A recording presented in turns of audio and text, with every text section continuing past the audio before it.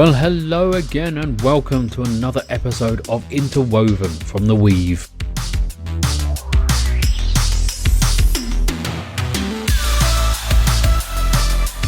As always, we are focused on helping entrepreneurs and businesses from around the region who are doing amazing things in the field of sustainability. This time is no different. I don't want to keep you in suspense any longer, so let's have a quick look at what's coming up in this episode. We have a great conversation with Chamroo, who is using his talents to help communities particularly affected by knife crime. A conversation with Dom Tyler, who is using his skills in software creation to tackle the growing problem of electronic waste. James gives his thoughts on the book Measure What Matters by John Doerr. And finally we have Temini Kasumu sharing her passion for female wellness as well as hygiene products made from waste banana fibres. So enough talking from me, let's get going with an insightful look in how software can be used to tackle the massive but often unseen problem of electronic waste.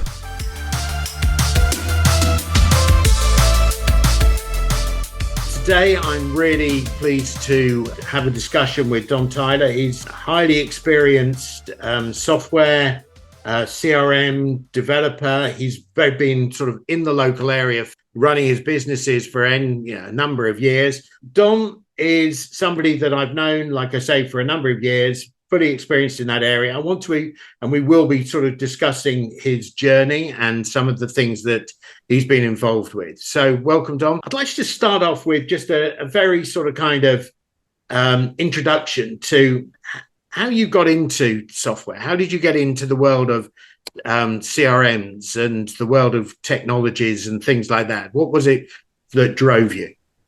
Okay, bit of a fluke, really, to be honest with you, James. And thanks for the fantastic intro.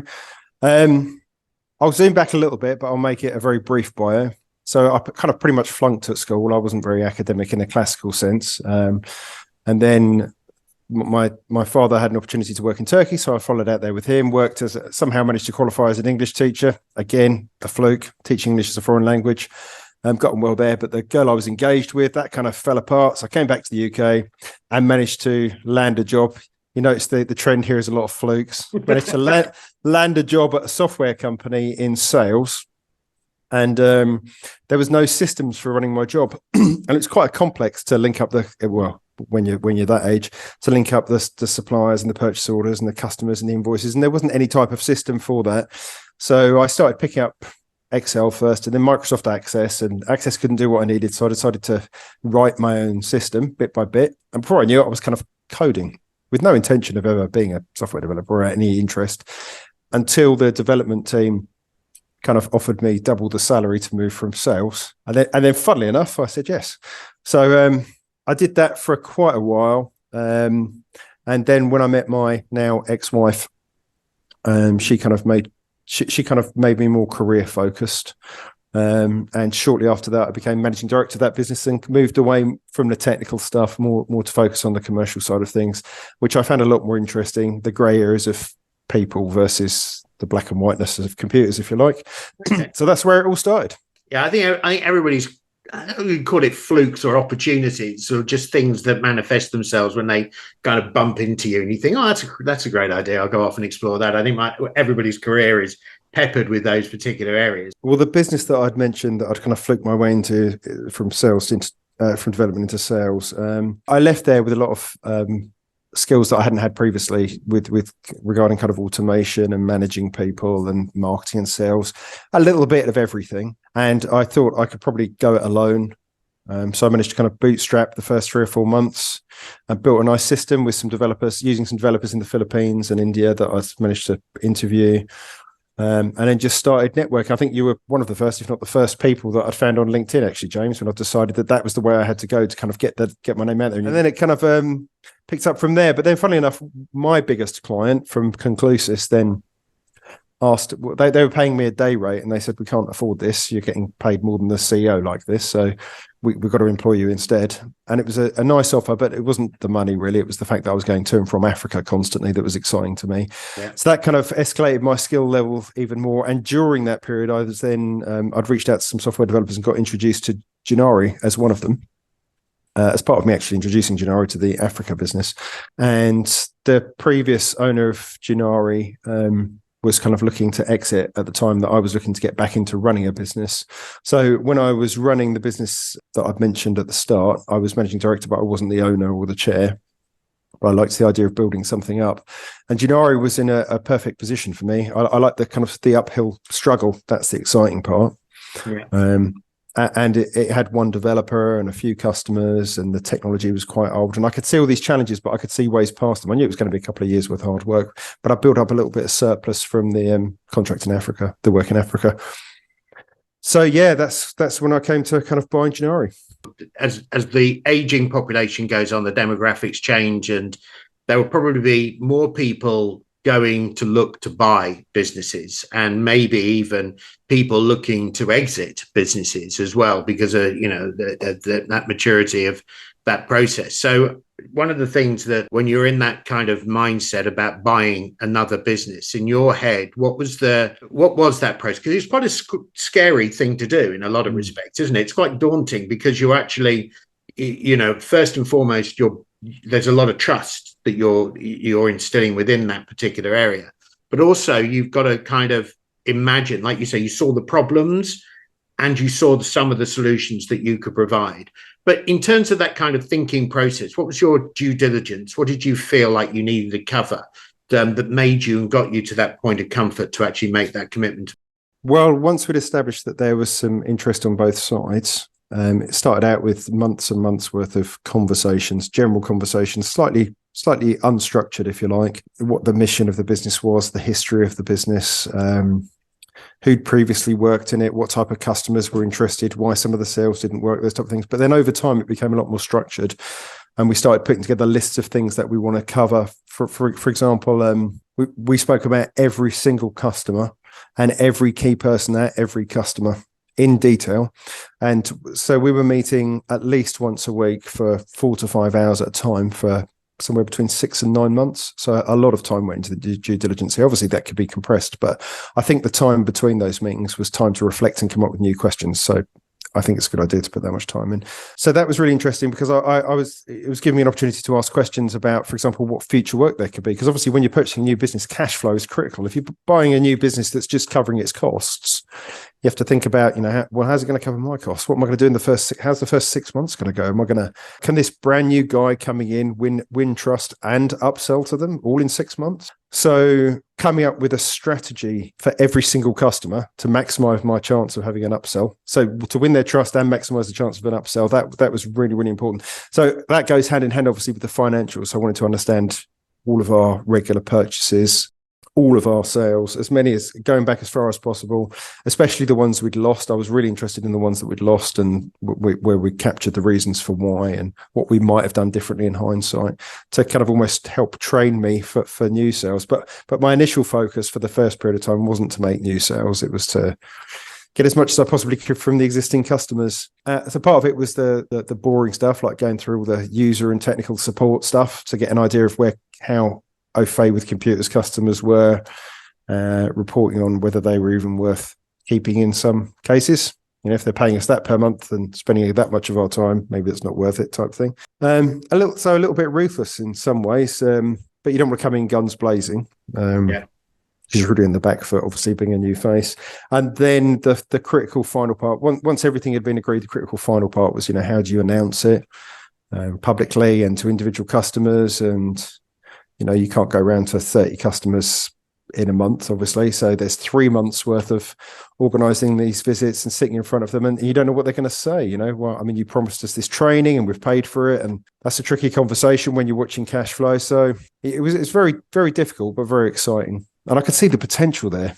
It's that bit, isn't it? That's seeing the potential and looking past that. There will always be those difficult conversations, won't there? Because not everybody can be treated in exactly the same way, and there's only one of you, or and you've got to disperse your time effectively around.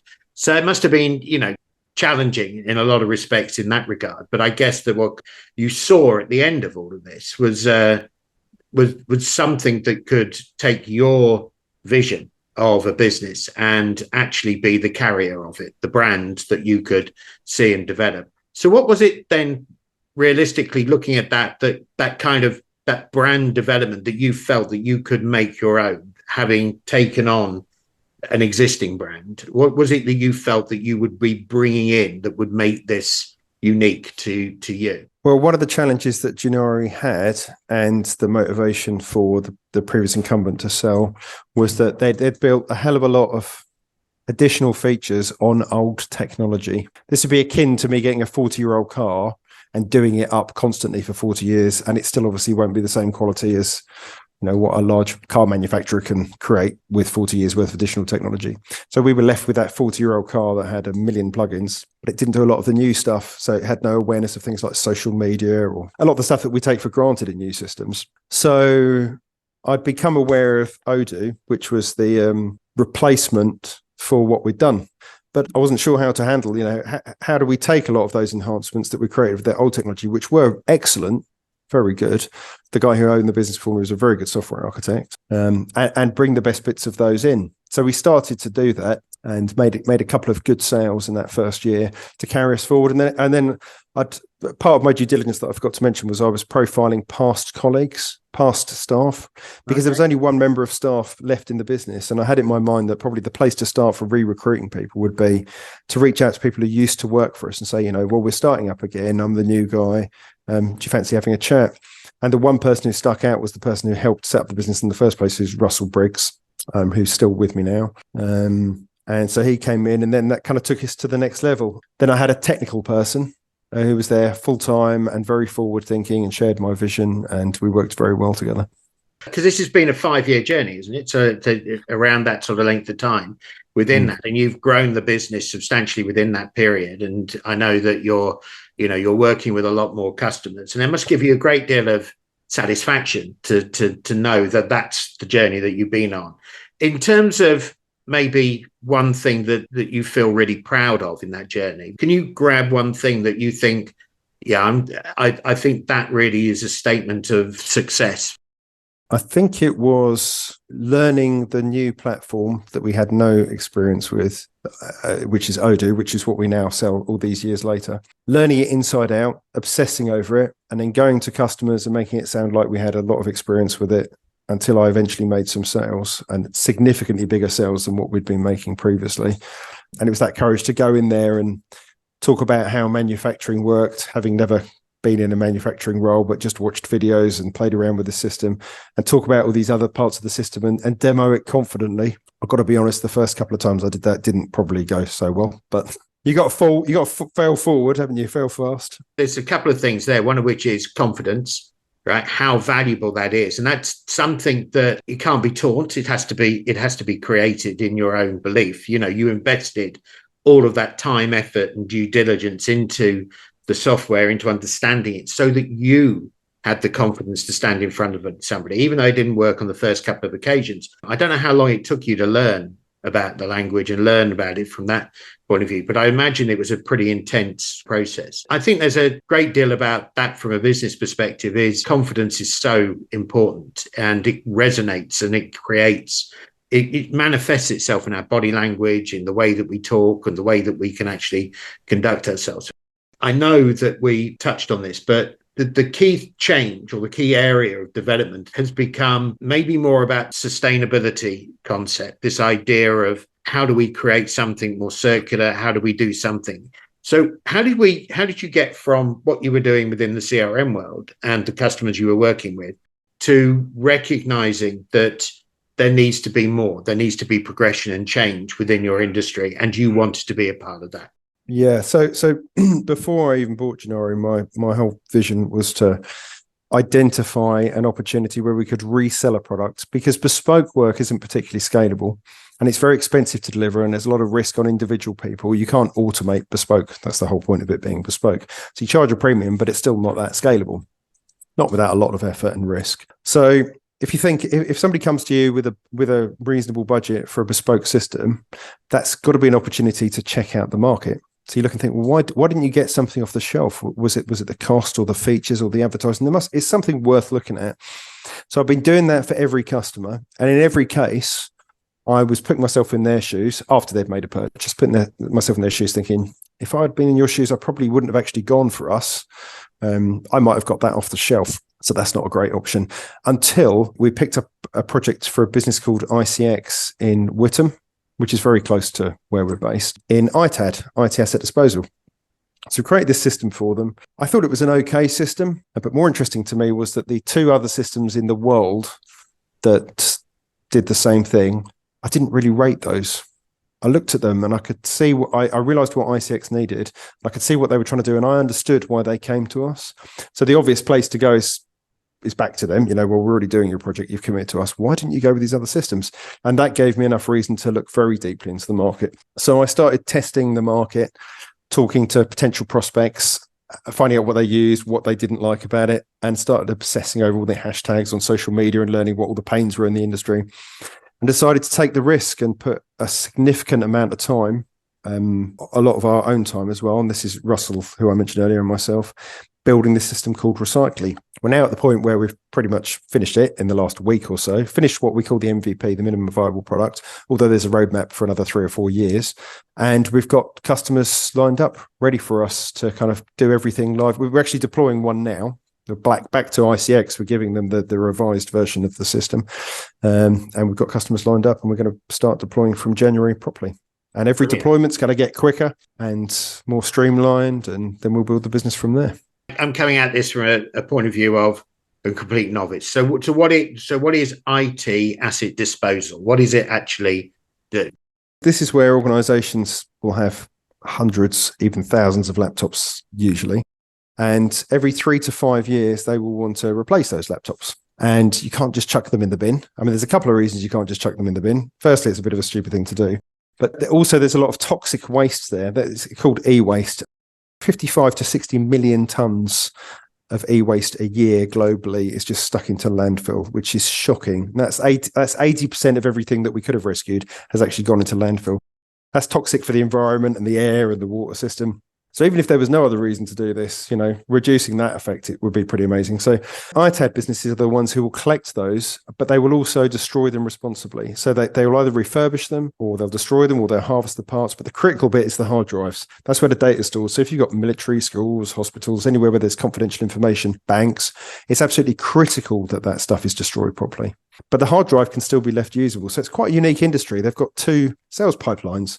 One pipeline is they call them inbound orders. It's where that's where they acquire the equipment in the first place. So they'll have a deal with Barclays, for example, to collect their 500 laptops from 3 branches every 3 years. And then they have the outbound orders, which might be they sell via eBay or Amazon or directly on their own e-commerce site.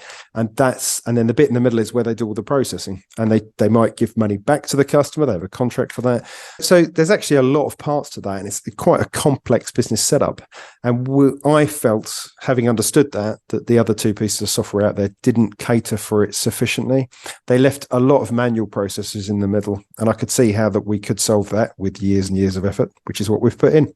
Am I right then in saying that the process might well be laptops or hardware that comes to you? You reconfigure it and then resell it, or do you strip it of its component parts? Because I also know from research and stuff that there is an awful lot of precious metals embedded in hardware. But in that respect, is there a marketplace that you're potentially taking that area, the metals and the other components? Well, so what we're doing is creating the software to run those ITAD businesses. Oh, okay. Yeah, as opposed to actually being an ITAD business ourselves, because that can give us a gigantic reach globally, rather than just kind of creating a brand new fantastic ITAD business. We could reach thousands of ITAD businesses around the world. And so when they collect, typically what they'll get is like a poorly formatted asset list and a photo of a pile of equipment. Right. And then they'll say, can you collect these 200 laptops? And then they'll have to look and think, well, it doesn't look like 200 laptops, just like a mess. We'll take your word for it. Then they take them in for an audit, basically. And they have to one by one assess them. Sometimes you can see straight away that's clearly not going to make it. And sometimes they'll think, we might as well harvest the parts from that, including the metals. But sometimes it might be that you can take the RAM out, or the screen might be reusable. So there's different levels of harvesting. And then sometimes they're just beyond any economical repair and they have to be completely destroyed. So they go through. So there's these different processing actions they take. And then hopefully as many as possible, which is a really good KPI for these ITAD businesses, financially, but also from an environmental perspective, is how many they can refurbish to resell. So as you've kind of hinted, they often upgrade them in the meantime. So the RAM that they've taken out of those laptops over there that's sat in a box, that can go in this laptop over here to upgrade it so that it's more saleable in e-commerce. Cool. So how do you, in that business, how do you then judge your success? Is it upon the success of your customers doing more of their ITAD work, and therefore the better that they can do it through your software is a measure of success to your business? Are you measuring that in carbon, in other metrics other than just simply financial or whatever? That's a very good question. I know it sounds a bit grandiose, but the final metric, the final KPI we'd like to get to, bear in mind we're just starting to roll this out, could be how many potential lives we've saved. Yeah. Because if you reverse that back to how much e-waste has been reduced and the toxic effect of that e-waste, so we can start measuring by capturing anonymous data what the performance of these ITAD businesses was like at the point they started using the system. And then over a 1 year period, what the average increase is and how many users we've got overall. And we should be able to actually work out roughly what that is and refine those KPIs over time. So if we were serving 1,000 ITAD businesses and reducing that 60 million tonnes even by 1 million tonnes globally, and that 60 million tonnes was responsible for X number of people's health issues, we could calculate how many people's health we have improved or potentially lives we've saved. So it's a nice end goal KPI there. It's a fabulous one, actually. I don't think it's grandiose at all. I think, we're living in a world where things are rapidly deteriorating. And I think that we need to have businesses like yours that generally will address the damage that we're doing. And it's regenerative. And if we can express that in something as human as the quality of people's lives, or indeed longevity of people's lives, or just simply in their lives, then I think at that particular point it becomes more meaningful. So we know a little bit more about that kind of the business and the way that it's going. And your vision of the future, right? This is a big, big industry, isn't it? This is a big, big problem that needs to be done. And you're looking at it from that perspective. So tell me that you've spoken about lives saved, but in your world of presenting a vision of recycling in the future, what does it look like? What do you imagine going to work is like in 10 years' time? For us at Recycling, well, much as I love sales, I'm never going to be able to sell to 5,000 ITAD businesses around the world, because that would be the rest of my life taken up with sales. And I'm really keen on the idea of resellers. So I've been working on that for the last 18 months. And about 2 weeks ago, we signed up our first reseller who we're kind of training now. So we've come up with a really nice reseller agreement. And eventually that person who was specifically chosen to be employed into the business at some point will then be a channel manager who can then recruit other resellers and gradually pass across his customers to them.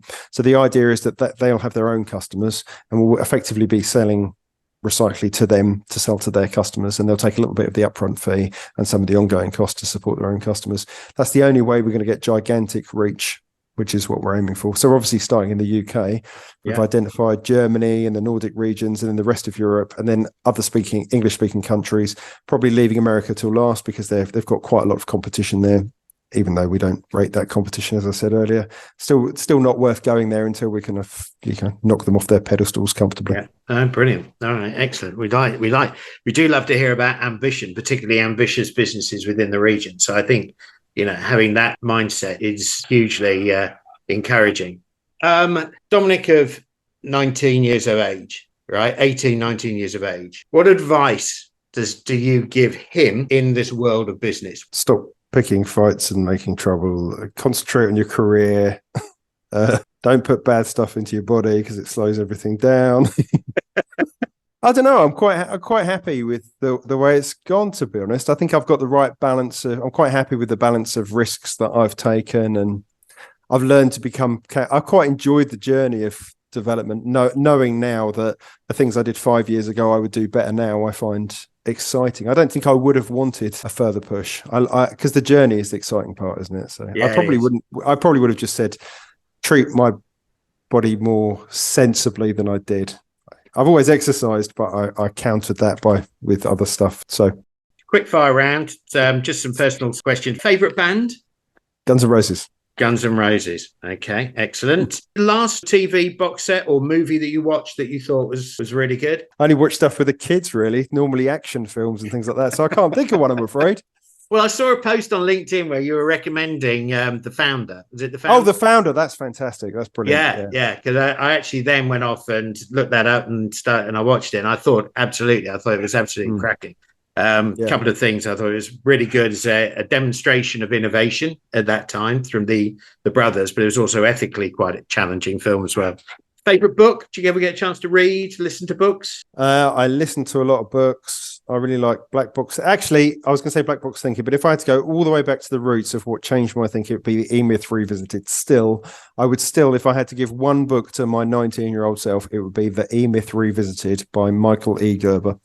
All right. Okay. Excellent. And your favorite meal on your birthday? Oh, wow. It would be an Iskender kebab because I lived in Turkey for a long time and I loved that food there.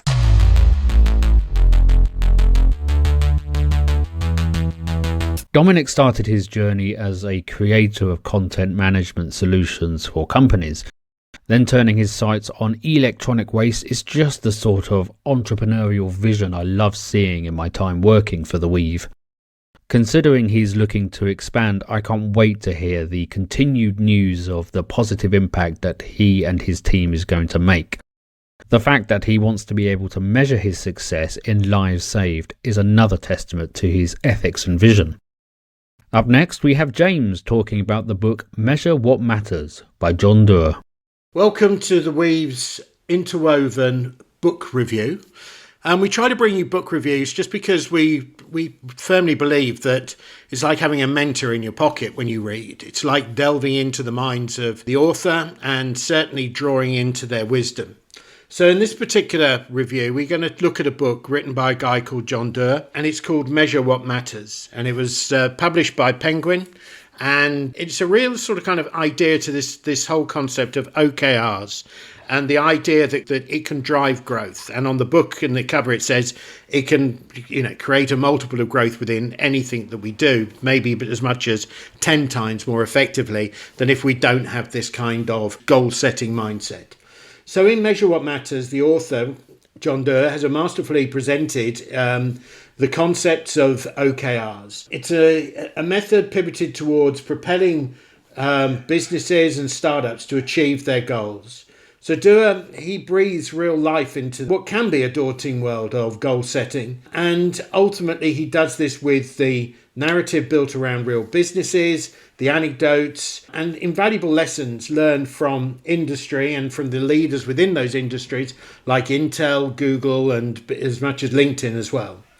So one of the key strengths of the books lies in its clarity and its way that it elucidates the whole kind of ideas of objectives and key results. Doerr's skillfully structured every single chapter around the major principles of the practice. He's done this in a really accessible and incredibly easy way for readers to digest the message, and also through the power of storytelling keeps you engaged and ultimately blending that kind of idea of practical wisdom with personal insights.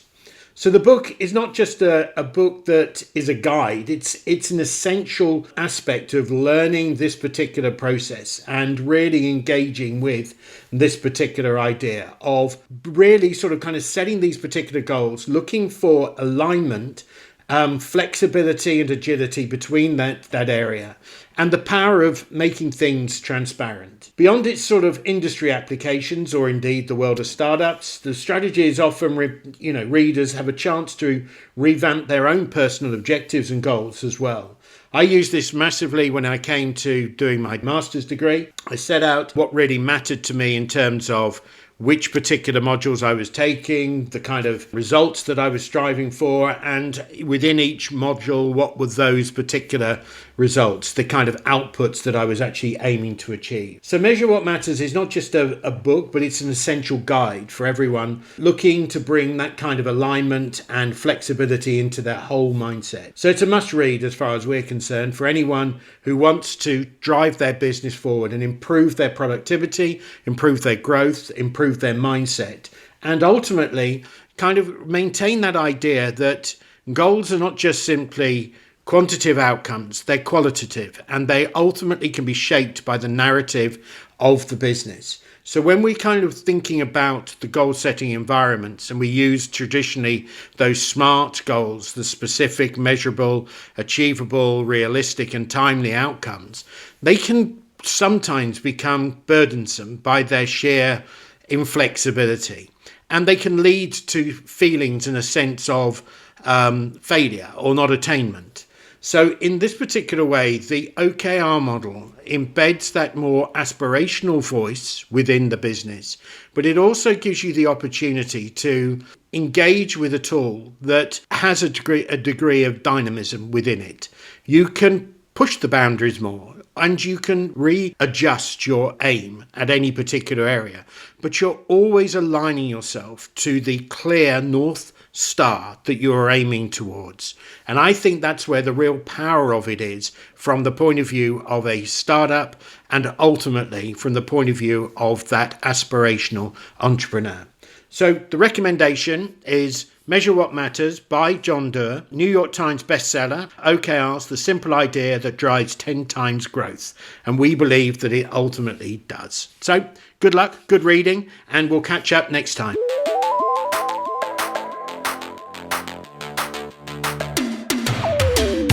I always love hearing from James about the books that have impacted on his thinking. Just a reminder, if you join the free Weave community over at wearetheweave.co.uk, then you will have access to some in-depth book analyses from James. Think of it as crib notes, but supercharged. Now, we get to hear a conversation between James and Neil Chamroo. Raised in London, Neil wants to use his talents of communication with his passion for community to make a difference.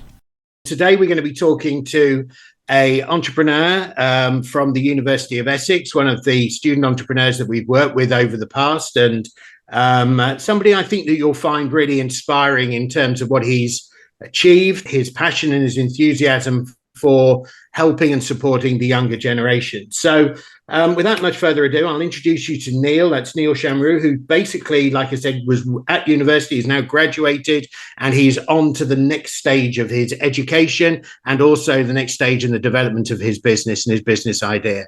So welcome, Neil. Thanks very much for joining us today. How you doing, James? That's the first time anyone's introduced me like that. So yeah, that's really cool. First of all, let me just go back a little bit from where we are. So just tell me a little bit about the journey from where you've come from, and how did you end up getting into university at Essex? What sort of encouraged you in that pathway? So born and raised in Croydon, South London. And the reason as to why I got into Essex was actually through clearing. So it was my A levels weren't at the standard that I thought it would be. So therefore I actually didn't get into the offers that I came through. So yeah, I actually came through Essex through clearing. I studied business management. I did undergraduate for business management, and that was it was something that I really wanted to do. I've always done business ever since I was young. I've always been studying business ever since GCSEs. And it was just the subject that I excelled in. Even in my A levels, it was the subject I got the highest level in. So it was always something I wanted to pursue in terms of further education. That's basically just how I ended up in Essex, really. Okay, so in terms of sort of kind of business and business studies, then, so you say you always wanted to kind of do it. What is it about business and that kind of world of entrepreneurship and things like that that kind of excite you? It was always interesting. It was always like, okay, it sounds bad because I don't think I should be watching that at that age. But I was watching Wolf of Wall Street, and when I was watching a movie like that, it was just inspiring. But it wasn't essentially his lifestyle, but it was just the way he worked. It was just a way of working. It was like you would work on your own time. You're in charge of quite literally everything.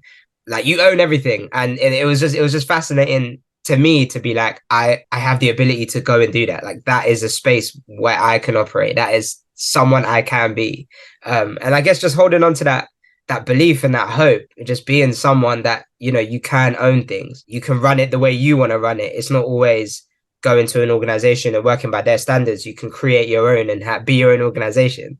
And yeah, no, it's always been fascinating to kind of believe that and see that the world is in a sense run like it's run by that. Like it's all just been people running these organizations, and everything around you have been created by businesses. And yeah, it's fascinating to see the world in that way.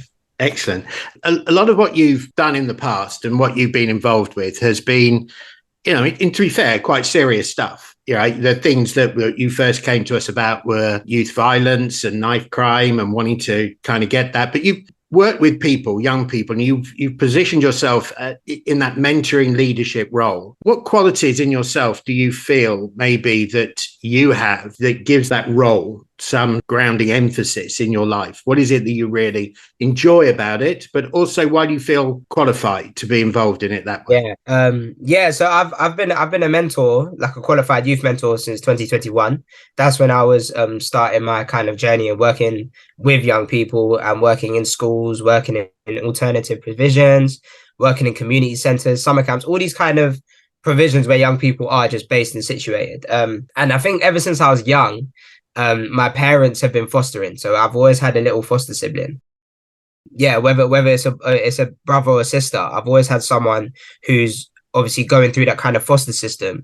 So there's clearly something that's going on back home. Whether they're international, a lot of that we've had international kind of, in a sense, refugees that have come in and they've really needed a place to stay. And it was just natural for me to build a relationship with them. And it was almost like just instinct mentoring. Like it's not like I did it with the idea of doing it. I just kind of built that relationship with them, and they always, me and whoever that person was, we just always get along. And I guess that was like the start of the conversation when my mum was like, "You're really good with young people. Like, why are you always good with children? You should start working with them." And it was a thought that came across my mind ever since I was like 14, 15 and 16. But I was obviously a young person myself. So yeah, I guess it was at that time, it was just, waiting for the time to happen.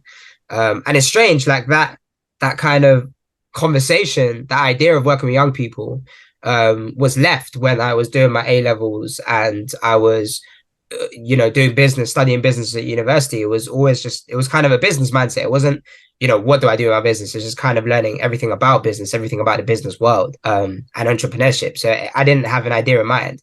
And it just so happened to be a business working with young people. And then those two worlds just kind of collided and fitted perfectly. And I think in terms of my qualities, I think what makes me, the way I believe it, like a great mentor, is relatability and choice. You touched on it already, like a large part of what I saw growing up is not necessarily something that young people should see. I grew up in a world around that violence when Croydon was classified as knife crime capital. That was me when I was about 14, 15. When I was 15, I lost my friend to knife crime. And ever since then, it was just like a kind of an effect where I just kept seeing certain negative circumstances and situations just affect me externally. And it was just natural for me to not kind of go into that path and follow that path and still make great choices. So that's why I always tell them, I always say it's relatability and choice, because, very similar to the young people I work with, I've made choices just as bad as theirs, but how have I ended up here and how in your kind of destiny and path, you end up to something a lot more negative. That's because I've made the right decision to make those choices. So I guess I kind of bring that to young people, always tell them that relatability. A large part of the school system is like, obviously schools and these alternative provisions, they have a lack of staff, so they don't have that many role models. In fact, a lot of the schools I've actually kind of applied to and tried to work with, they're looking for male role models because they don't have that many role models in these provisions. So how that affects the young person is that they don't have that effective role model to A, someone be relatable to them, and B, to help them make the right choices. So yeah, I feel like I step in and I just fit that play, and yeah, that's why I feel like I'm, that's kind of where I got the basis of my mentoring from. Fabulous. You've identified the problem. You've identified how you were affected by it, how you saw it, how you engaged with it. What kind of encouraged you then to see mentoring and the choices and the alternative sort of kind of perspective? What encouraged you to start to put that back into the communities? Where do you feel that you could be taking that particular piece of delivery forward? What is it that you imagine that you would love to do on a bigger scale or something within that world? I think what started it was my first like ground experience with these young people. So in 2021, as I mentioned before, it was where I started working with young people. It was my first ever time in schools working in any sort of provision like this. And this was on behalf of an organization called City Year. They're actually a charity. And they're the ones that effectively trained me and kind of taught me that I have these qualities in order to be a qualified mentor. And they're the ones that sent me to the school in Croydon, Oasis Academy, Shirley Park. And yeah, that year that I've spent in that school was where I opened my eyes to everything. Like it was the best way to explain the first year of working at a school is like when I was last in the school, I was a student. So now the next year I've come back, not essentially the next year, but now the next time I've entered the school, I have a lanyard and I'm a staff member. So it just opens up so many things. It was like, oh, this is what teachers do when, pardon me, they're on a break, or oh, this is what you do when you're on break and lunch duty, or this is where you are when, all those things that it just opened my mind. But I guess that's on a positive scale. On a more scale that I guess empowered me to work with young people, it was the lack of that pastoral relatability kind of role that young people have, that lack of mentorship. As normal in every single school, there's the academic pressure. But in communities like Croydon, in areas and neighborhoods like Croydon, like when there are, high rates of knife crime and youth violence, and there's signs of gang activity and young people doing these crimes at such young ages, it's not a thing where they need to be better in their academics. There's something going on. There's something else going on that's affecting their mental health. That's affecting, that something that's come on far beyond the school. And this is what the school has to deal with in terms of young people. Like this is their young person. That's what they're going on before they come to school. It's not just that kind of academic pressure. And what's fascinating about that is that those young people who lack those kind of, I'd say, mental health support, and they lack that support in terms of their well-being. No one's really supporting them in that regard. That just naturally affects their academics anyway. So rather than kind of targeting the academics, let's target the source of the issue. Let's target what's really going on behind closed doors. And that essentially to schools will help pile onto the academics and make the academics better. And that's what I noticed in that school that they kind of lacked, which is fair because I've noticed it in many other schools, and it is difficult to cover those topics. But I guess it's just where I stepped in as like external support to kind of be a mentor, but be a personal development mentor. So, working on those, like, let's step away from the academics, what's going on at home. What is it you want to open up to about, to me, what's something that you can tell me that's relatable? And then when they start telling you these stories and start opening up more, it's almost like sometimes I see a flashback of myself when I was younger, and it was like, yep, I've gone through that. Or sometimes it's far worse. And sometimes like, I haven't really gone through that, but I could resonate with the pain. I can see the pain, and that element of pain or that element of anger, I guess those emotions we can focus on rather than the actual situation. Those emotions we can focus on. And that's how we kind of deal with it. That's how I always have dealt with it. And I've seen that progress. I've seen, working with students in that way, giving them a break from academics, and let's talk about real life. Let's talk about what's really happening. When they get back into lessons, they have something to think about, or they're either at ease. So when they go back into lessons, surprisingly, it has a positive impact on their academics. And it's just something I've realized and something I've always stood by. So what's the name of your business? So my social enterprise is called Talk Less Do More, short for TLDM Limited. And as you can gather, we strive to tackle knife crime and youth violence in and around London. We do this by working with young people aged 11 to 17, and we offer services like mentoring, life skills coaching, and extracurricular activities. Excellent. And is it just you, or have you got somebody else working with you on this? Or yeah, I have a co-founder working with me on this, so it's just me and one other person at this very moment. Yeah. And in your mind, when you look at your business, do you see lots of mini kind of yous in different schools? How are you imagining the kind of relationship between these young people and the business itself? Is there a technology solution that you're looking at, or something which reaches out and does more? Yeah, no, of course, I aim to make it huge. It will be a situation where there's multiple, as you said, me's, but there's multiple just mentors working under my organization and going into every single school. And the aim is it's almost like a spread, right? Because we've acknowledged these kind of negative factors and we want to tackle that with positivity. We want to be positive about that. And we want to kind of use that kind of positive aspect to show that, you know, there is positivity in the world and your world can turn positive regardless of the negative background you have. So in order to kind of spread that, we want to aim to work in as many schools as possible in a concentrated area. So each school has their set amount of students and not one student goes to many different schools. So even if you do work in one school in that neighborhood, there's about 20 to 25 other schools that has children very similar to the school that you're working with. So for me, it's like, yeah, let's diverse and let's get into those schools in that neighborhood. So for example, Croydon is what we're trying to target. And that's just due to how I grew up and my background. It's just something that I've really wanted to do is just kind of target my hometown, transform that and make it very concentrated so that it has a very significant impact and that I can show that to other boroughs of London. So I've seen a lot of organizations dip and dabble into different places in London, which is great, but they're very small areas. They're not concentrated. It's very hard to kind of see. I want it to be visual by people that don't know my organization, but visual to people that come out Croydon Station and go, oh, this space actually looks nice. Like it's not as scary as it used to be. It looks kind of different. Like there's a vibe, there's an aura, there's an energy. And I've learned that you know, in a place there can be that kind of vibrancy that it's available. It's just how do we make that?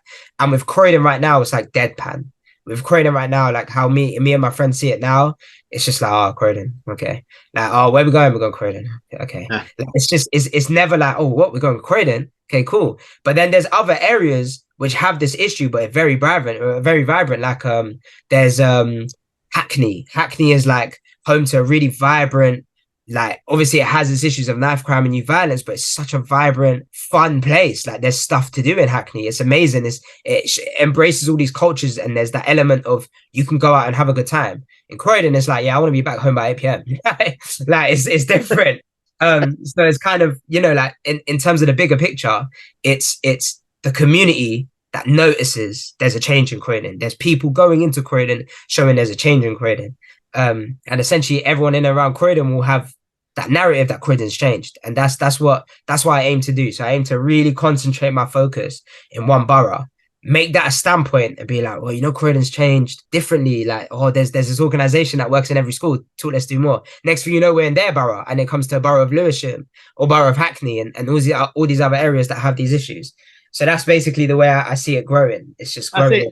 I think that's a lovely vision, because I think that's almost saying that if we can address it from a community perspective and de-risk the environment, that will bring in those businesses, those places, those areas, because they feel more secure and safe in that environment to do more positive things. And I don't think, I mean, I know it's an issue, like you say, in Croydon, and so maybe in Hackney, that it's become less of an issue because of the change in the cultural aspect and the vibrancy of that community. But I think it's a global problem, isn't it? You know, we live in a world where there is a lot of disenfranchised people. There's a lot of inequality. There's a lot of wealth, but a lot of poverty. There's a lot of separation between people. So I think having that vision to be able to actually neutralize different aspects of it and actually start at the grassroots level and change that mindset and change that dynamic can actually then start to hopefully filter through new opportunities and new ideas for people so that they can actually be a part of that.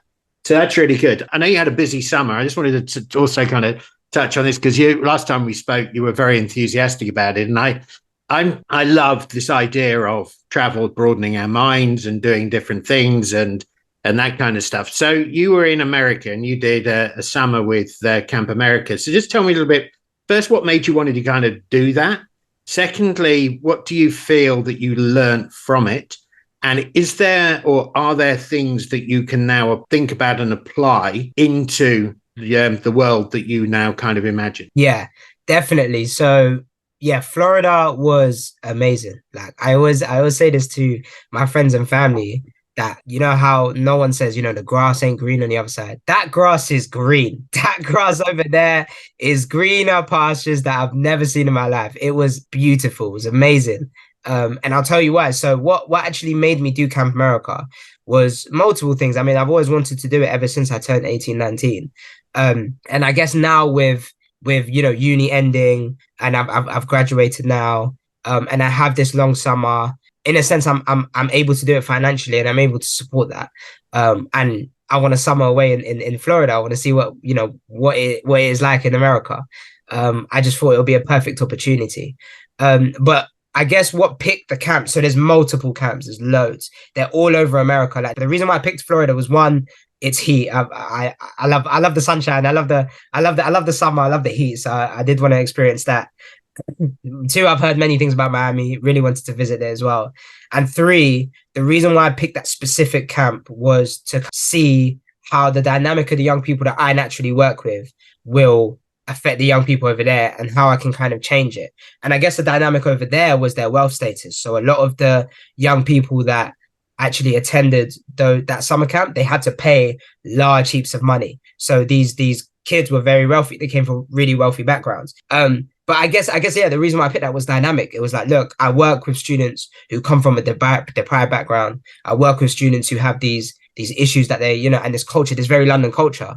Let me switch it up. Let me see how it works in Florida. And in Florida, despite the wealth of these young people, obviously the natural instinct of me as a mentor is, oh, this is all great, but let's talk about, you know, real life. Let's talk about what's happening in their life. They go through the same kind of background situation that the young people in Croydon go for. It's only the element of wealth that changes, but the situations that they have is that they, like, very similar to, again, some of these kids that we see is, you know, lack of fatherhood, or there's issues back home. There's trauma, there's PTSD, but yet their energy, their vibe, it's just their energy is very positive, and they know, pardon me, how to overcome it. And yes, they're still young. I worked with kids over there that were from the age of about 8 to 17, but a lot of them would talk about how life would be like outside of camp. So the summer camp kind of culture in America is to have fun and enjoy yourself. But the camp that I went to was amazing because they had principles, they had values, they had something called Ripple.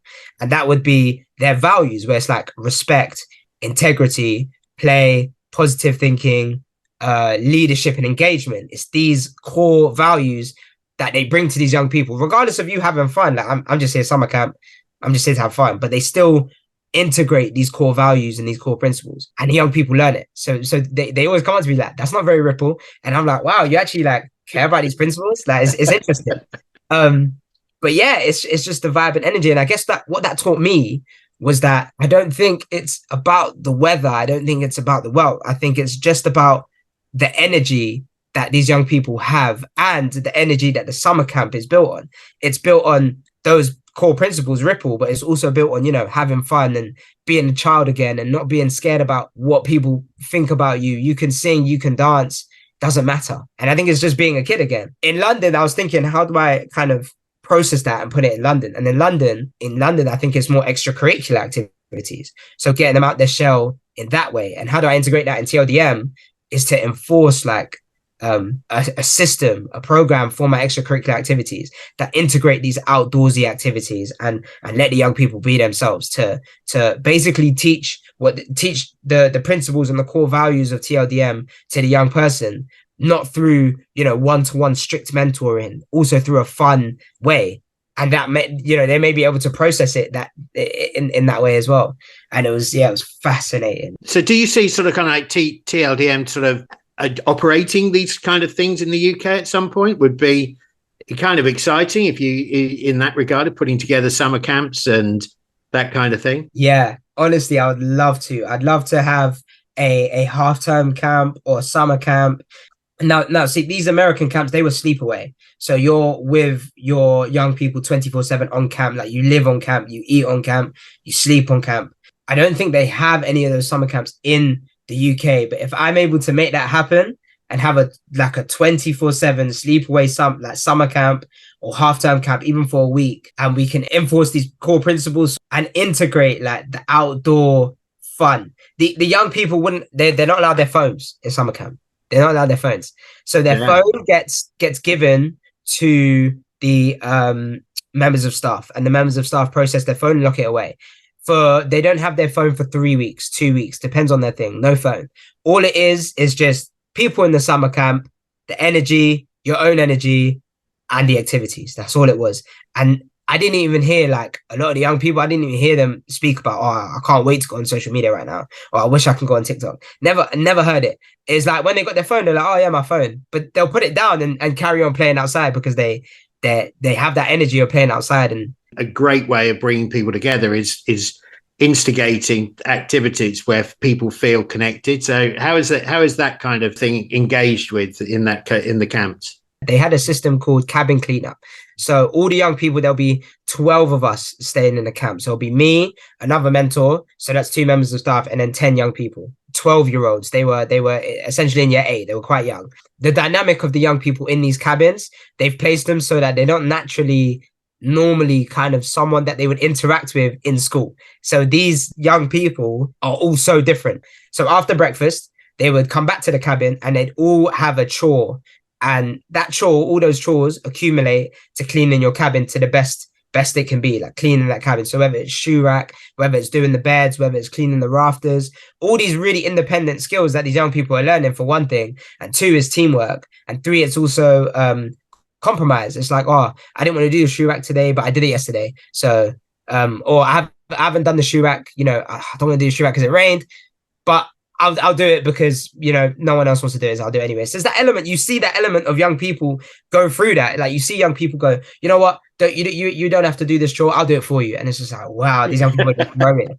And yeah, that element of teamwork, the element of teamwork straight up in the morning, straight after you come back from breakfast, you've had a long night, early morning cabin cleanup, straight into teamwork. And I think it was beautiful to watch the kids just blossom in this environment. I just want to touch on a little bit about your sort of kind of journey at Essex and Essex Startups to support business development and support students in their journey. So out of the things that you got involved with, and I know you got involved with pretty much everything, you were one of the most enthusiastic of students that we've ever kind of worked with. But is there a couple of things or events or activities or experiences that you got from that university entrepreneurship business support kind of environment, and the learning maybe that you took away from that? Yeah, definitely. I think attending as much as you can and being enthusiastic is the most important kind of aspect, especially if you have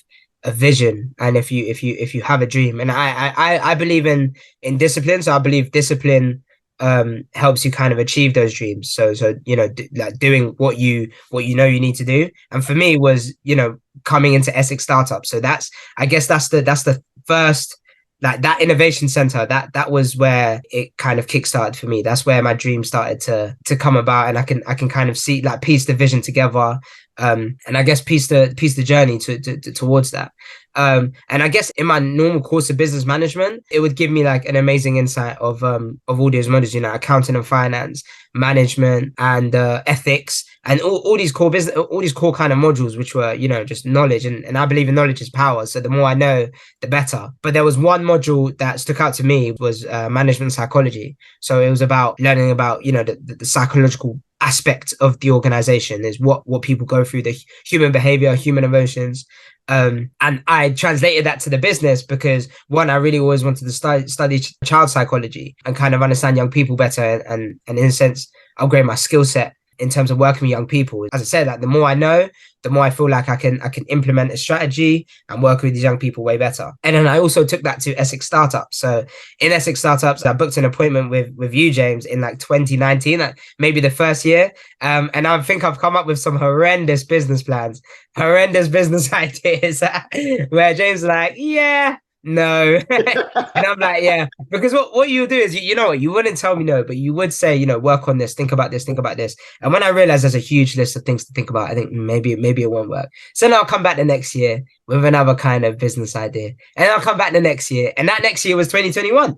And I think that's where it kickstarted. That's when I came the idea of, I want to make a social enterprise to tackle knife crime and youth violence. How do I do it? Yeah, you really supported me and you helped me in terms of that mentorship. And then you guided me to those workshops that Essex Startups set up. If you're an Essex student and you want to start up a business, start up an organization, or just learn more about it, go to Essex Startups and attend their workshop. Like, it's actually amazing. The epitome of Essex Startups taught me like everything that I essentially didn't really learn in my actual course. It was this real support, the real life, how a business runs and what a business really and truly is, what marketing is, what the difference of branding is, all these core things that I need to learn about a business and organization. And it was just fascinating. And I think ever since my journey of Essex Startups and all the mornings that I came there and attended the workshops and attended the programs, whether it's iTeams, that was the first one I attended. And it was the BME, I think, the minority support one. That was amazing. There was just so many kind of opportunities that I went there.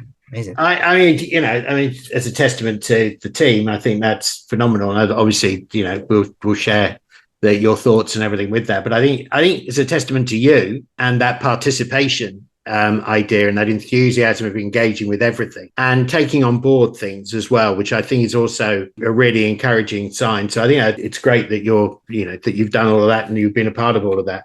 Where now? Because I know that you're looking at different programs here for schools. I know that you're thinking about journey of the business.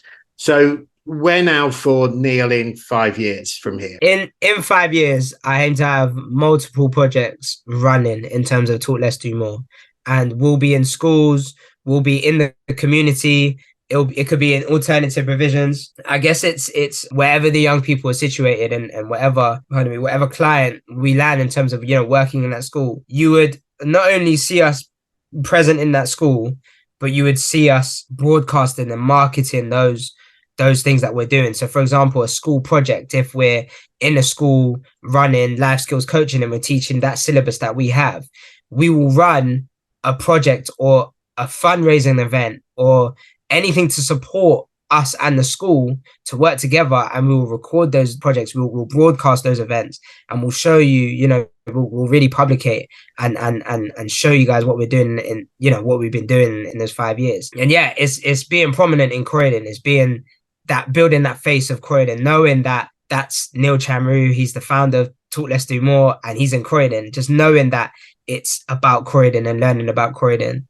And learning about Croydon was classified as a knife crime capital. Like, that's insane. But there's this organization called Talk Less Do More. They work in schools. They're amazing. They're like mentors. And yeah, just kind of prominent in terms of, one, that community aspect, and two, social media. I aim to market a lot of things through social media and YouTube. And I want it to be something new, something authentic that organizations don't see. Okay, I'm going to finish off now with just a few quick-fire questions, and then we'll leave with how people can get in contact with you and where's the best way of finding about your work and how they can access that. So a few quick-fire questions for you. First off, favourite band or piece of music? J.I. is a rapper, one of my favourite rappers. His name is, J.I. J.I. Prince of New York. He's my favourite, I'd say, rapper. That counts, right? Yeah. Cool. Last TV series or box set that you engaged with that you really enjoyed? The Office. The Office. The American one or the UK one? Not the UK one. Nowhere near the UK one. I'm sorry. I love what they've done, but the American one is world class. The American one is so funny. So yeah, I love it. Yeah. Okay, excellent. Next one is favorite book or reading material that you've enjoyed, but B, that you would recommend to somebody else. $100 Startup. Amazing. I recommend it to everyone. $100 startup. $100 startup. Okay, brilliant. Thank you very much indeed. Excellent. Your favorite meal on your birthday?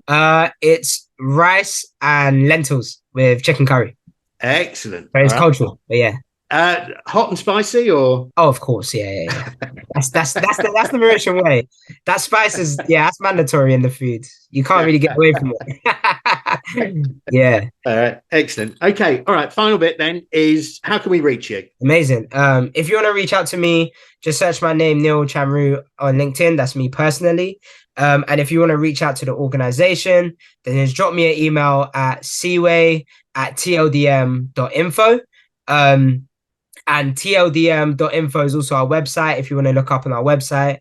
And if you're interested in joining the team, and if you really, really engage with the vision, you really like working with young people, and you think, the values and the vision that, we, or me personally, aligned with what you guys have, then do drop an email and do check out the website, and that's where you can contact me.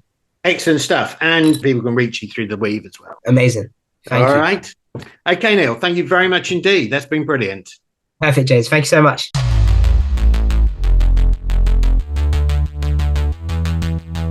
This is so inspiring. When somebody who clearly has the talent to do so many different things, he chooses to use that to better the environment where he lives. In our final conversation for this episode, we hear from Essex student Temini Kasumu, who is using her knowledge and cultural upbringing, as well as the skills she has developed studying law, to find innovative and holistic solutions for women.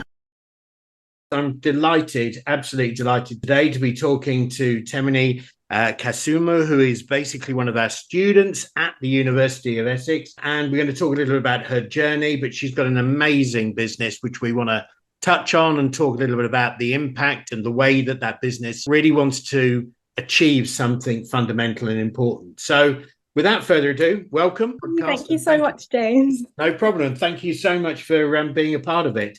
Okay, let's just start, because you are an international student and you came, was it from Nigeria? Yes, from Lagos, Nigeria, where I was born and bred. I came initially to start A-levels when I was about 15, going on 16-ish. Right. And then the next step was university, but I'd started studying, I was studying biology, chemistry, and mathematics at A-levels. So it was really a huge transition. Right. Studying law at the University of Essex. I went through clearing, because I didn't get into any of the universities that I wanted to go into to study medicine. And I just fell back onto law because that's my dad's background and his dad before him.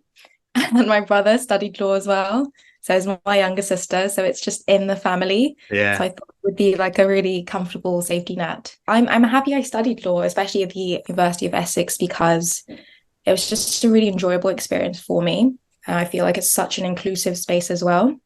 There were so many people from different places across the world that, I really just felt comfortable and at home in another way. So I enjoyed that. And that's how I ended up at University of Essex. And then I went on to do the LPC. And during that time, I just realized I wanted to be doing so much more than law.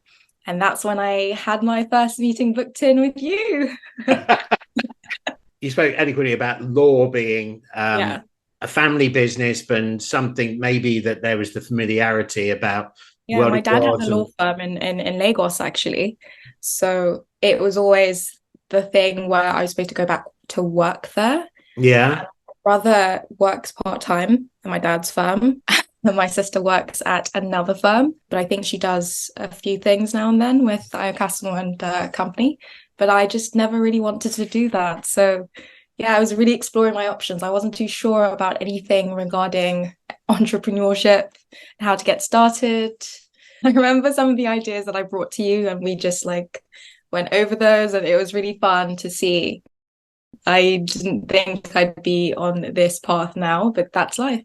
Yeah, so it is life. It is life. Was it a hard decision to make at the time, or how did you negotiate that with your family and maybe their expectations? What was it that you explained to them? This is a really interesting question, because I don't think anyone took it seriously until I spent years working on it and then finally got the startup visa. So it was always a case where like they just didn't think I was being serious about it. They just felt like law was the way. And it's through working with a startups team and then seeing that it was something that could be beneficial to other people, could be a credible business idea. And then they started to like listen in on my conversations sometimes with other people that I was sharing.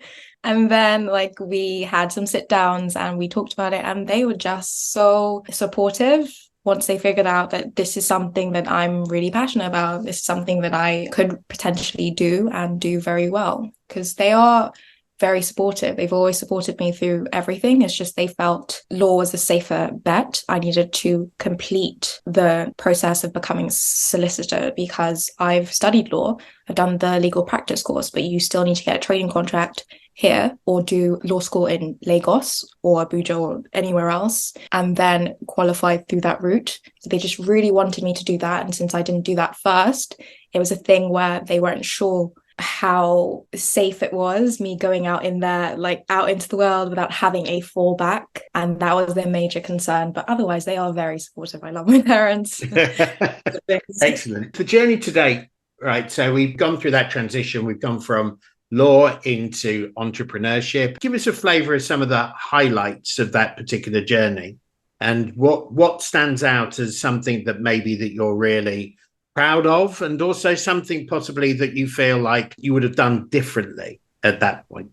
I think lots of things stand out for me. It's been a very interesting process, and I keep finding out things about myself on this journey, so that's interesting too. I think most recent highlights were when I won the People's Choice Award and the most sustainable startup, but more so the People's Choice, because I know what I'm doing. You know, I know what I'm doing in terms of sustainability. I think about these things. I play them over and over again in my head and work out all the fine details. So I know I'm doing a great job in terms of sustainability. But to be nominated and actually win People's Choice, that's like such a subjective thing that for me, it just really hit me. If that's the right way to phrase it, it really just hit me, you know, that I'm doing well. People are seeing the steps that I'm taking. You know, it's not just in my head, and I don't have to be weighed down by imposter syndrome, you know, because I'm good enough. That was a really good highlight. In terms of doing things differently, I would try and connect with more people from the onset. So I think I'm a sole founder. It comes with its own challenges. I think it's just maybe how I've grown up, just being very independent and working, doing things on my own and being happy with that. But I don't think you go very far when you work alone. I am seeing more and more the benefits of being in a community. You know, I don't think I've been in many communities. So just being in the startup community that's been a highlight too. So leaning on other people and like finding help is something that I would advise other people to do, because I don't think I did that. And I think that's like a very key thing that would help any startup founder. So I think that's a major thing. So you touched on one of your passions and one of your enthusiasms, which is around sustainability. What was it that really kind of motivated you to think more deeply about how you could impact that aspect? I think I'd start with veganism. I know it's like a annoying topic for lots of people, but being a vegan really did help me see things differently. I think my first experience with any vegan was when I started my A-levels.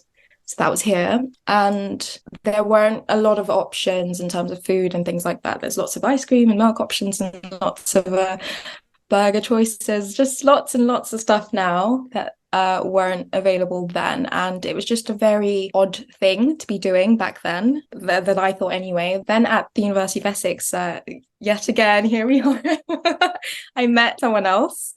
And she was a vegan and she was comfortable with me just doing my own thing, eating chicken in front of her, you know, and she just wasn't too in your face about it. And then she would talk about some of the benefits of veganism. And when I made the choice to try it out, I started to think about things like animal welfare, environmental impact. And that's where that came in for me. And then I started to think about sustainability and exploring other sustainable businesses And then that's when I started to see like all the things that I've been doing, all the things that we do in terms of the single use model that's so like prevalent in our society. You know, it's like the main thing that people do because it's just what's easy and accessible. And then I started to think, okay, how can I incorporate a circular model in a way that is easy in the same way that people use single use things, but still just better for the environment. That's the direction we're going in anyway. And it's funny, brilliant. I had a conversation with a cousin earlier today, and she said she felt cheated with a lot of the lotions that she uses. So she snips through the lotion to get the rest of it out.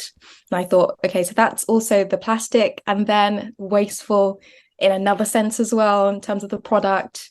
And so my Baba Balms come in like these little jars that you can literally scrape all around the corners. There's nothing that goes missing.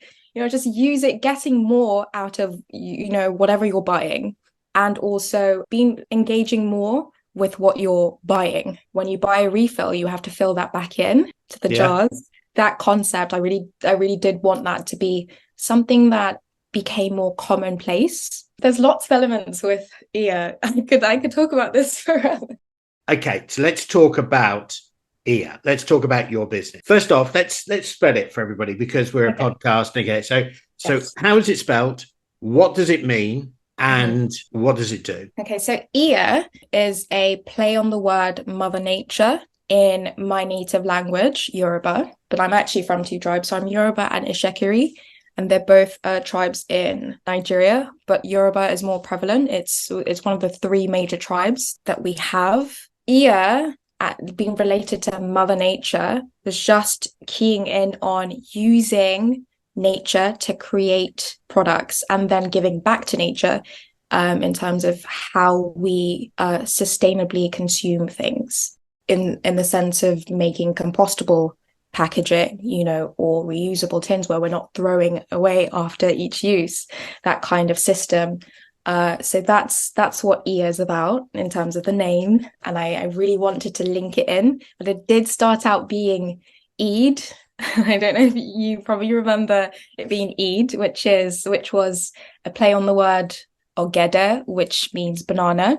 And this is how I'm going to get into the rest of EAR's brand and our message and what we do. It was formerly Eid, which, like I said, was ogede, which is banana. So we were going to make banana fiber sanitary towels, and we are close now. So I'm happy to say, hopefully we will be seeing samples very, very soon of the product. It's been 3 years talking about this and doing research, and finally it's I feel like it might be coming to a sort of conclusion. When I say sort of, because the product still needs work, but making progress, and I'm so happy about that.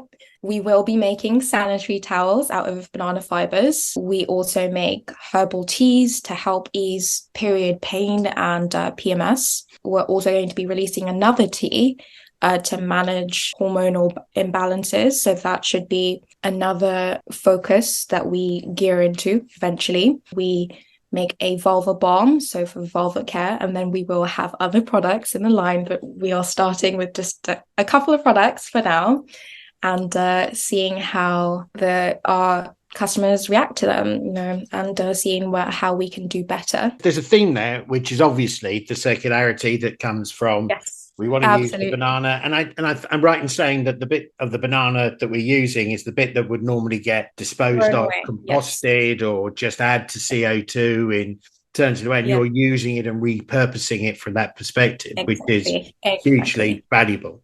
The second aspect of that is about women and about empowering women to engage with these products. I can understand it from the sustainability point of view, but from the women perspective, what is it that's sort of kind of out there saying I need to do? I love this question because it's very personal.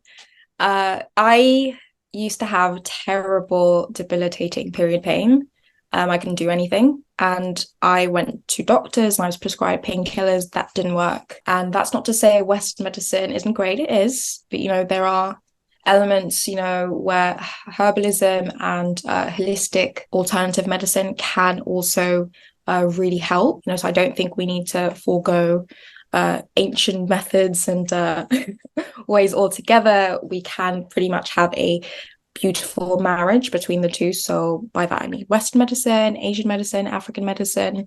I really want that to be what E is about anyway. So I do lots of educational posts, and that's Western medicine related, on EA. So EA is also just about educating women about their bodies, and that's also a personal thing, because I didn't know much about my body, and it's my body. I didn't know that there was a difference between the vagina and the vulva, and that's so key because they have different maintenance requirements. The vagina is self-cleansing. You don't need to do anything. You don't need to douche. Meanwhile, there are so many products in the market that promote douching the vagina, which is completely unnecessary and actually really bad for women who use them.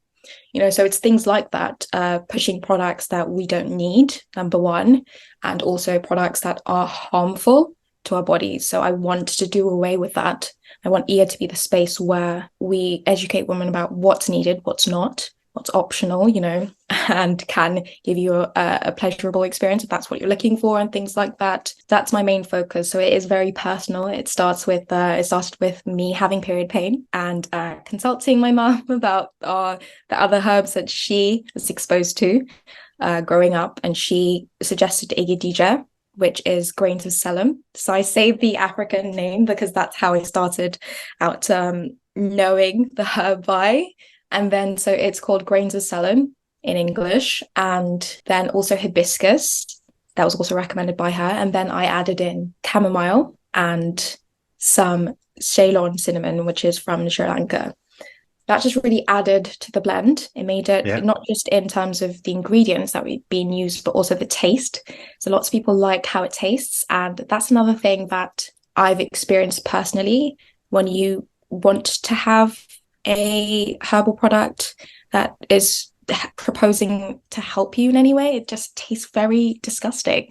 And it just tastes very bad, and so it's really hard to consume.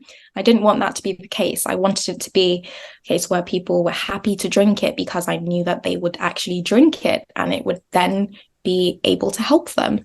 So from that perspective, that's where the tea came in.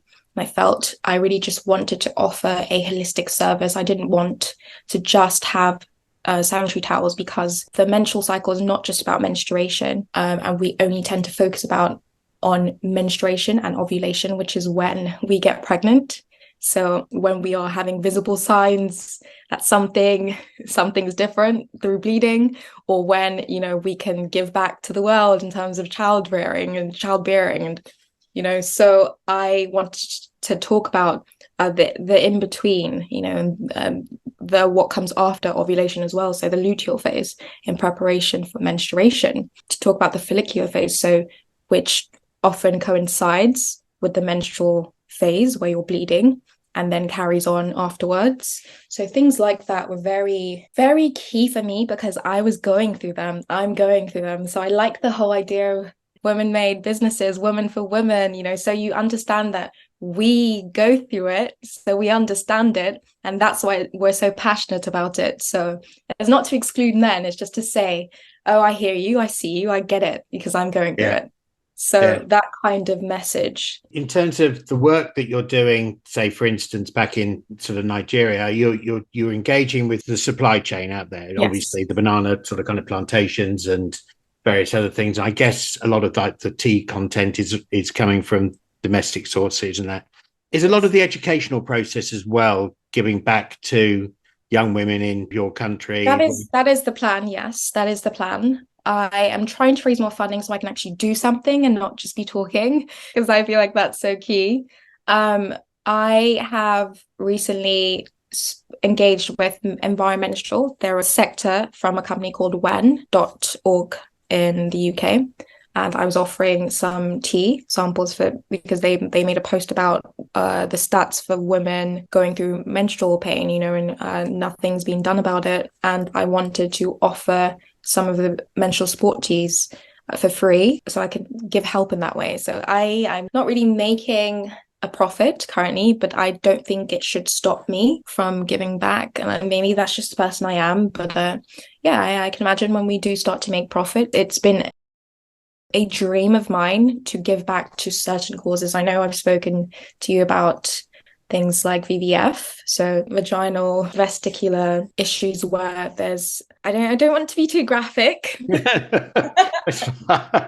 Fine, don't worry. Yeah. I don't want to be too graphic, but it can make it very difficult for women to live with that condition. So with VVF, because they aren't in control of their bladder, Yeah. so to speak. It's just a really sad thing that happens, because most of the reason behind it is because little children are married off too early. Right. So we don't need to get into that. No, we don't need What comes in with that. It's just, so it's just really sad that is one of the major causes of it, so that's been one thing that I've really wanted to help out with. There's other things like this is cultural also, with specific cultures where they have hyenas, so people that are allocated to sleep with virgins, kind of in a way to teach them how to be before they get married or whatever, and there's no protection involved. So just doing away with like certain things, that's where the knowledge aspect comes in, because it's just really ridiculous. I think ridiculous isn't even the right word. So yeah, there's lots of things, I really do want to make an impact in a good way, not just with the environment, but with people who need it. I think, knowing you, the years that we've sort of kind of worked and looked at things together in that regard, I think your passion, your willingness to talk about it at a level which is open, discussive, but it also gets people thinking, which I think is hugely important. That may actually come from your legal background as well, from the point of view that, I always think a good lawyer is somebody that can tell a good story as well, in that regard. So you probably got that kind of that background. I'm no doubt that you're going to get that message out there in that area. But coming back to the business itself, you've got challenges. You spoke about you being a sole founder, the challenges with that.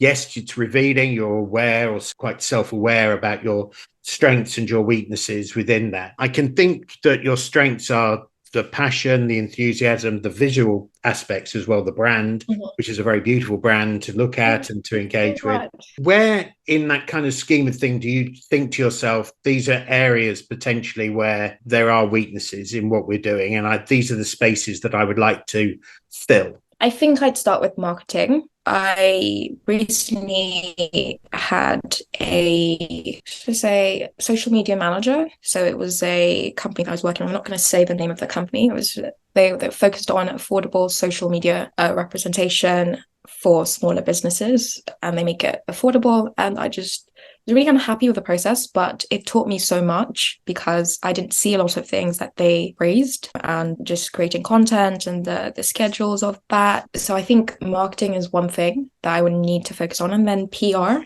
I don't think I've had any real PR myself outside of the startups community, because yes, there have been blog features and that's PR, but outside of that, I've not had any PR. And so I think that's something that is a weakness for me, because those two things really help get the message out there. So without them, I'm limited in scope with my reach. I'm not reaching enough people, not reaching enough potential investors or customers, just basically my stakeholders. I'm not reaching them.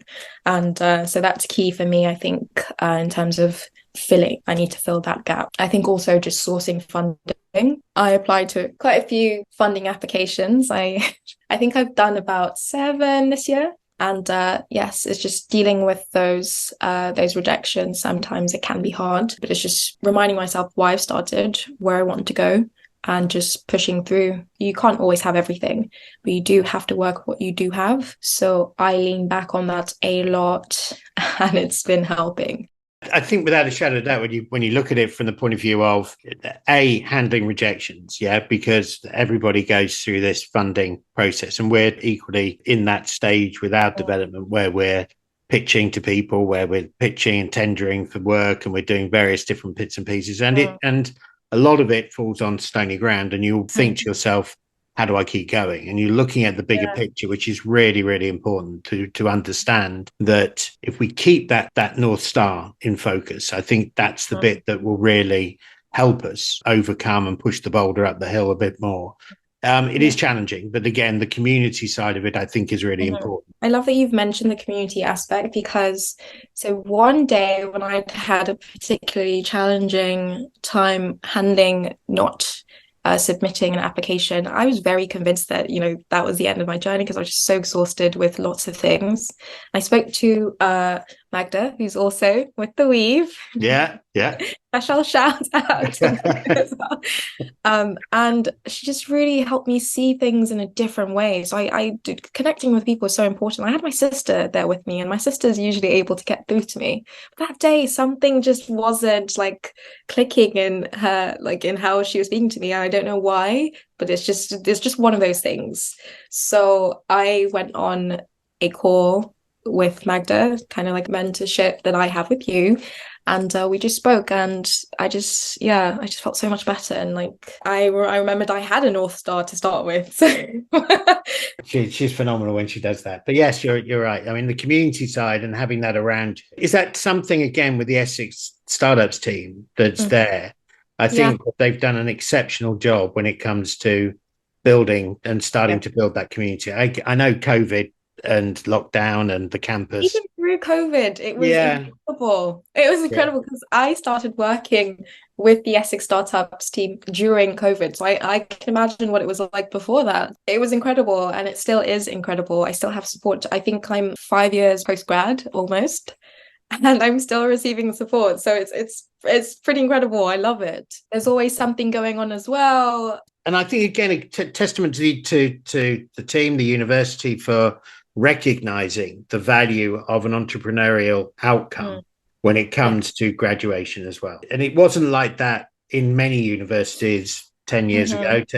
We meet a lot of people who say, wow, it was never like that in my day. It was always that. So I think that plays testament to the university and to the culture that's trying to emerge through all of this. I think that's also with the recent program that we did together, when you had the careers advice people come in and be a part of that, just to show that there are different avenues. You don't always have to just go with just your degree alone, whatever is assigned. So for instance, if you started with law like me, you don't necessarily have to become a lawyer. There's so many ways that you could use your law degree. Yes, I use my law degree, but there are other things that you could use it for, is the point. You don't need to get anxious and stressed out about, maybe perhaps if you felt like you chose the wrong degree. There's no such thing. You can use that towards anything else in your future, and that's just really important to note. So I like that's something that's being promoted now more so than ever. Yeah, and that's hugely important. And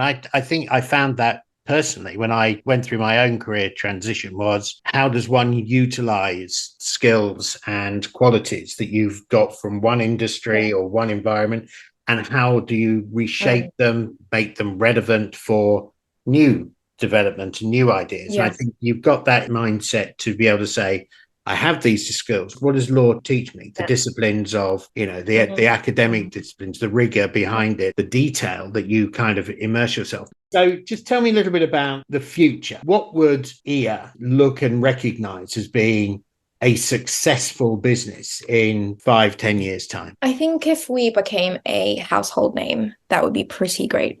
That would be a huge marker for success for me, firstly. I think also if I had lots of spaces where women could be comfortable just being themselves, talking about their problems, because I know this is a sensitive thing, but I feel like sometimes when I speak to people at pop-ups, things like that, I get the sense that they don't want to talk about these things, so they might just shy away from it, or just maybe even lie about it because they don't want to be seen as having a certain condition, or, having trouble at all. We're just supposed to be these perfect beings sometimes, I think, and that's not the case. So I feel like communicating when things are going wrong, or, you're not sure about something, openly, and not feeling that shame about your own body and what it's going through, that would be another key marker for me. So that would be second. I think third, I would be if I'm actually helping people from less fortunate backgrounds. I've been fortunate.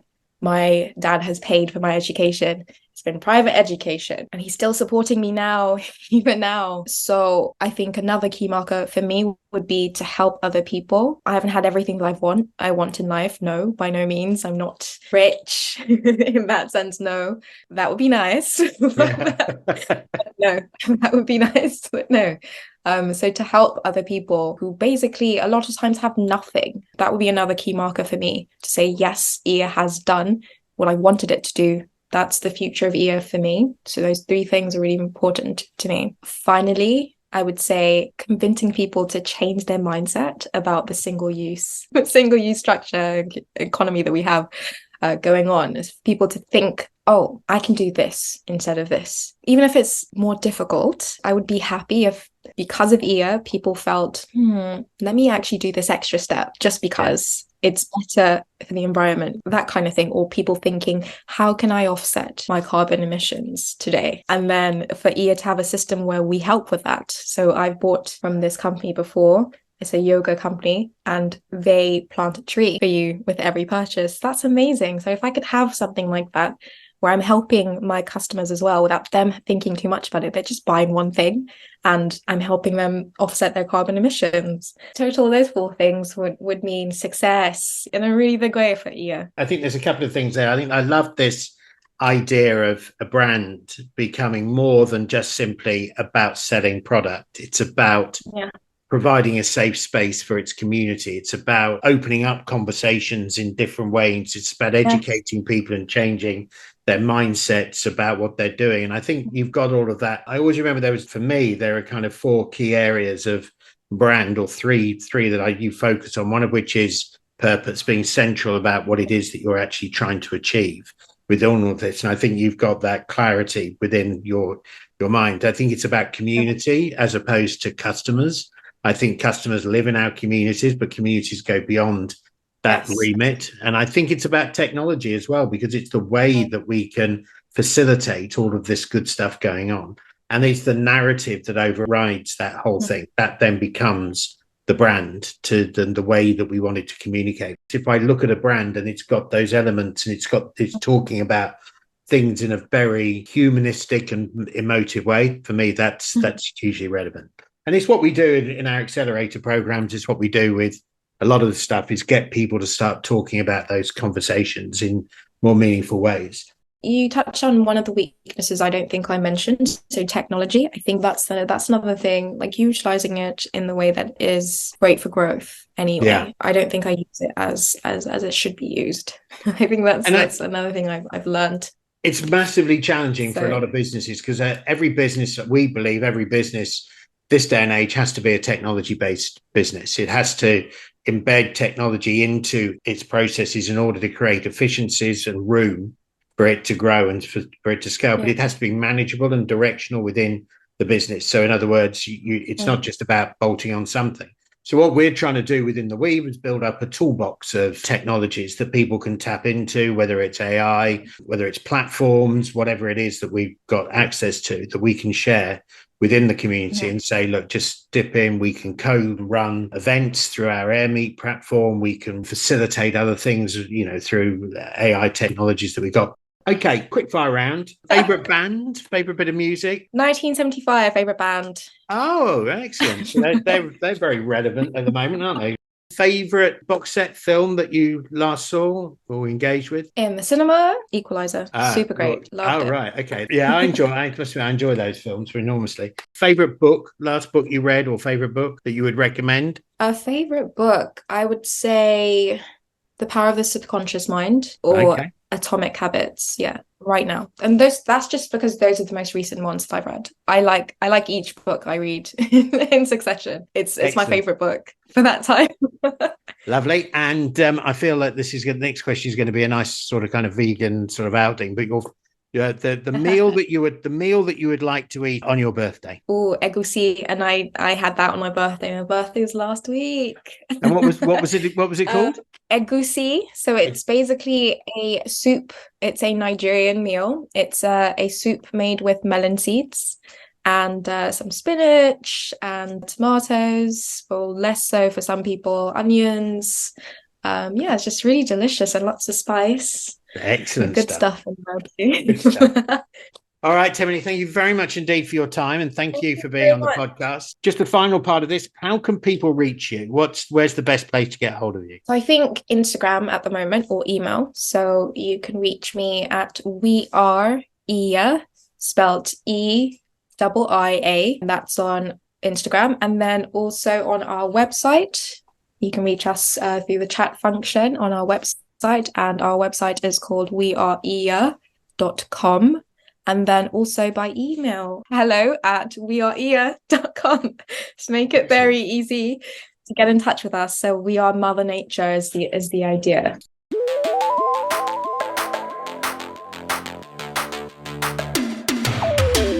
I'll be honest, when I started working for The Weave, I never thought I'd be editing a podcast which featured a company making hygiene products from bananas. What a joy it is to see driven entrepreneurs looking at a waste product and seeing how it could be used to benefit others. I hope she reaches her markers of success as soon as possible. And as a side note, it's always great to hear from another fellow vegan.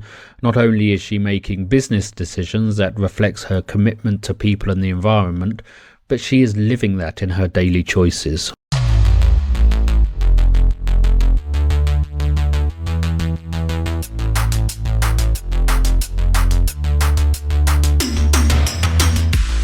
So there we have it, another collection of inspiration from our region.